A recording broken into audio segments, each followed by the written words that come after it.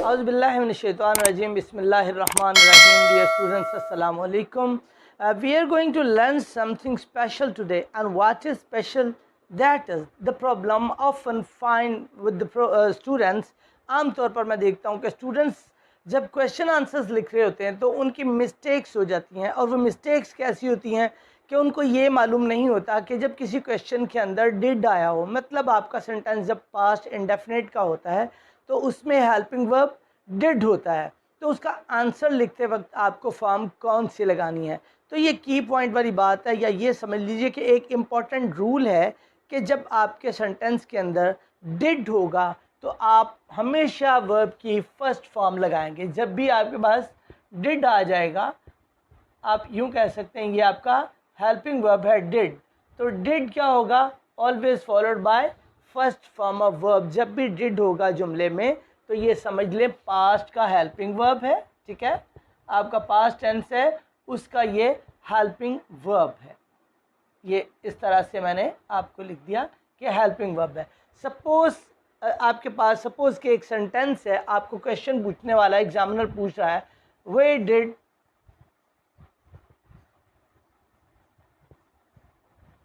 The old lady live.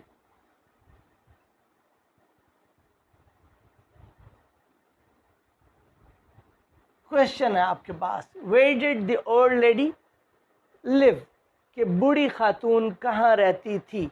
अब आपने जब डिड देखा तो आपके जहन में ये आना चाहिए कि ये पास्ट टेंस है। अब आपने इसका जब आंसर लिखना है तो how will you reply it, आप इसका आंसर कैसे लिखेंगे? आप लिखेंगे ओल्ड लेडी या शी लिख दें, ठीक है, या चलिए ये लिख देते हैं जैसे, ताकि आपको आसानी हो। यहाँ से आपका आंसर शुरू हो, द ओल्ड लेडी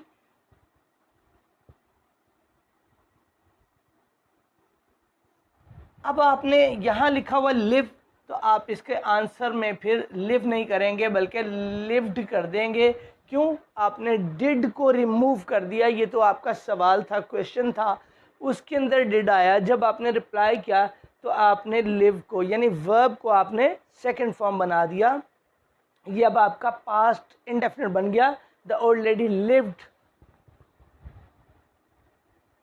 इन, कहीं पर भी आप लिख दीजिए, सपोज आप लिख रहे हो लाहौर, लाहौर में रहती थी, ऑलरेडी लाहौर में रहती थी, ठीक है, ये आपका रिप्लाई हो गया। आगे इसी तरह अगर आपसे कहने वाला कहता है एक सेंटेंस है आपके पास, ये पॉजिटिव है, समझ लीजिए आपका सेंटेंस पॉजिटिव है, नरेटिव है, और उसमें आपको नरेट किया जा रहा है, आपको बताया जा रहा है, ठीक है, माय फ्रेंड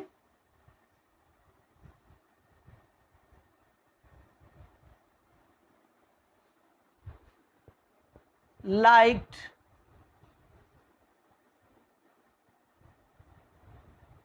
apples।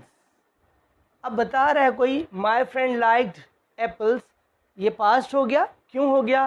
पास्ट की पहचान है कि सब्जेक्ट के बाद सेकंड फॉर्म ऑफ वर्ब होगी, ठीक है। जब यानी क्वेश्चन होगा उसमें डिड लगेगा तो डिड का होना शो करेगा कि ये आपका पास्ट है, ओके। और जब सेकंड फॉर्म होगी तो सेकंड फॉर्म शो करेगी कि ये आपका पास्ट टेंस है, ओके। और इस तरह ये भी आपका पास्ट टेंस है। तो अब आपने जब देखा ये सेकंड फॉर्म लगी नरेशन के अंदर, किसी बात के अंदर, किसी जुमले के अंदर, तो वो शो कर रहा पास्ट। अगर आपने अब इसको क्वेश्चन बनाना है तो आप क्या करेंगे? अब आप कहना चाह रहे हो कि आपका दोस्त क्या पसंद करता था, तो आप क्या करेंगे?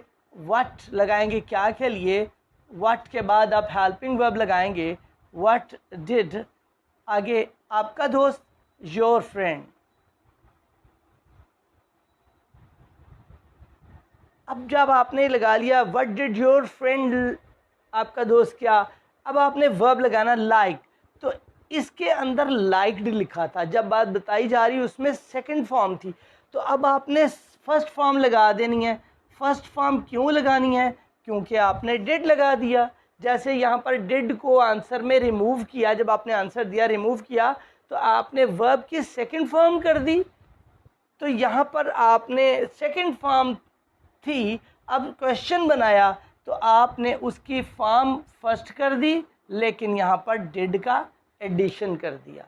मुझे उम्मीद है आपको ये मेरा फ़र्क समझ आ रहा होगा कि जब कोई सेंटेंस नरेटिव होगा, कोई स्टेटमेंट होगी, कोई स्टोरी बयान की जा रही है, उसमें सेकंड फॉर्म ऑफ वर्ब है और कोई आपसे कहे कि क्वेश्चन बनाओ, उसको आप क्वेश्चन बनाओगे। जैसे कि आपका दोस्त क्या पसंद करता था, आपने ये कहना तो व्हाट डिड, आप डिड लगाओगे व्हाट के बाद या वेयर के बाद या व्हेन के बाद। जब आपके डब्ल्यू वर्ड्स होंगे उनके बाद आप डिड लगाओगे और उसके बाद सब्जेक्ट लगाओगे और देन आप फॉर्म ऑफ वर्ब फर्स्ट करोगे। अगर से इसके अंदर सेकंड थी लेकिन जब डिड लगाया तो वो फर्स्ट हो गई। अगर डिड होगा, डिड रिमूव करेंगे आंसर देने के लिए तो आपकी फॉर्म सेकंड हो जाएगी। मुझे उम्मीद है ये कॉम्प्लिकेटेड सा थोड़ा सा मामला था, लेकिन आप इसको समझ गए होंगे। अगर आपको ये काम करना आ जाए तो आप एक अच्छी स्टेटमेंट लिख सकते हो और आप अच्छी इंग्लिश बोल सकते हो। इस फ़र्क को समझना बहुत ज़रूरी है। मुझे उम्मीद है आपको ये टॉपिक अच्छा लगा होगा। फॉर दी वर्स see you in next lecture. अल्लाह हाफिज़।